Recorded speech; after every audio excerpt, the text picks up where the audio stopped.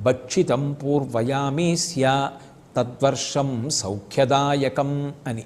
ఆ పదార్థాన్ని ఎలా తయారు చేయాలి అంటే యద్వర్షాదౌ నింబసుమం. నింబ అంటే వేప చెట్టు.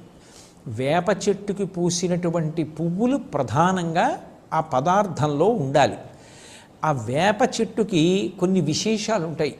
ఆరోగ్యాన్ని ఇవ్వగలిగినటువంటి చెట్టు ఏది అంటే వేప చెట్టు. అందుకే నింబవృక్షం గురించి వ్యాఖ్యానం చేస్తూ అమరకోశం ఒక మాట అంటుంది, వేప చెట్టుని ఆశ్రయించి ఉండడం, వేప చెట్టు కింద పడుకోవడం, వేప చెట్టు యొక్క గాలి పీల్చడం ఆరోగ్యానికి పరమకారణములై ఉంటాయి. అంత గొప్పది వేప చెట్టు. అది పరదేవత యొక్క అనుగ్రహం. అటువంటి వేప చెట్టు ఈ చైత్రమాసం వచ్చేటప్పటికి వసంత ఋతువు వస్తోంది అనేటప్పటికీ పువ్వు పూస్తుంది. ఆ పువ్వులో విశేషమైనటువంటి రోగ నిరోధక శక్తి ఉంటుంది, ఆ క్రిమిసంహారక శక్తి